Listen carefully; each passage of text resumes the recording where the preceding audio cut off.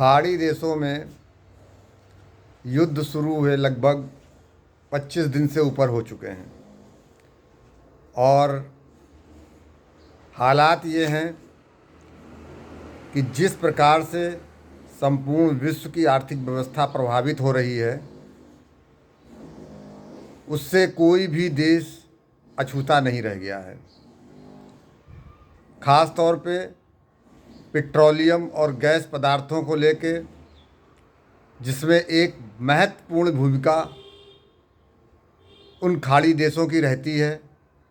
ख़ास तौर पर जो सबसे ज़्यादा प्रभावित रास्ता हुर्मुज़ स्टेट है, वहाँ पर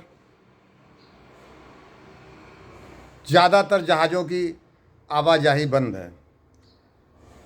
हालात ये हैं कि विश्व के कई देश बैक फुट पे जा चुके हैं और यह युद्ध शुरू होने के 10 दिन के अंदर ही चले गए। आज अगर आप जागरूक हैं तो देखते हैं Pakistan, Sri Lanka, Bangladesh, Malaysia, New Zealand, Australia, Japan जैसे देश भी आज एनर्जी संकट से जूझ रहे हैं।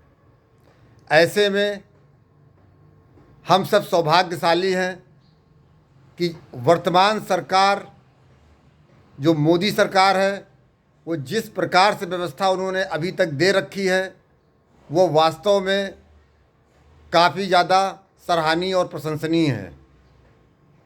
अभी तक ना तो पेट्रोल के रेट बढ़े हैं और ना ही गैस का इतना ज़्यादा संकट दिखाई दिया है जितना अब तक हो जाना चाहिए था। लेकिन इसका मतलब यह नहीं है कि यह संकट आएगा नहीं।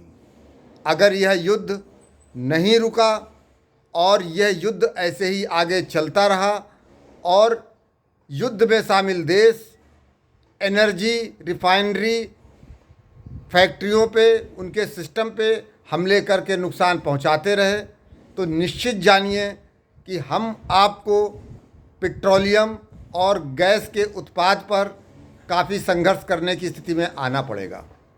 आज हम सब की नैतिक जिम्मेदारी बनती है कि हम सब विश्व में जो माहौल बन रहा है उसको देखते हुए अपनी सरकार के पक्ष में मजबूती के साथ खड़े हों। जैसे कि ईरान की जनता ईरान का साथ दे रही है, उस स्थिति में भी जब वह अपने देश के अंदर अपनी सरकार के खिलाफ आंदोलन कर रही थी, उसके बावजूद भी युद्ध के दृष्टिगत आज वह अपनी सरकार के साथ खड़े होकर मजबूती से उन देशों से लड़ रही है जिन्होंने उनके देश पर आक्रमण किया या जिनसे उनकी लड़ाई हो रही है। जिस प्रकार से मैं देख रहा हूँ पेट्रोल टंकियों पर भीड़ उमड़ रही है। 50 रुपये 100 रुपये का पेट्रोल डलाने वाले भी पूरी टंकी फुल करा रहे हैं। निसंदेह कुछ समय बाद उन पेट्रोल टंकियों में पेट्रोल की खपत कम होगी, सप्लाई थोड़ी जो है वही रहेगी, लेकिन डिमांड बढ़ जाने से अवरोधन आएगा। इसमें कहीं भी कोई ऐसी चीज़ नहीं है जो असामान्य हो, क्योंकि जहाँ पर भी डिमांड वर्सेस सप्लाई का रूल डिस्टर्ब होता है वहाँ ऐसी स्थितियाँ पैदा हो जाती हैं। परंतु हमारा सौभाग्य है कि ऐसी विषम परिस्थितियों में हमारी केंद्र सरकार जिस प्रकार से व्यवस्था कर रही है, राज्य सरकारें जिस प्रकार से व्यवस्था कर रही हैं, ये काबिले तारीफ़ है। वरना आप अगर जागरूक हैं तो आप उठा कर देखिए, विश्व के कई देशों की व्यवस्थाएं चरमरा चुकी हैं। लोगों का आवागमन बंद हो गया है। ऑफिसेज हफ्ते जो 5 दिवसीय चल रहे थे, कहीं कहीं लॉकडाउन की स्थिति पैदा हो गई है। तेल पेट्रोल टंकियां बंद पड़ी हैं, लेकिन भारत में ये व्यवस्था अभी तक हम सबको प्राप्त हो रही है।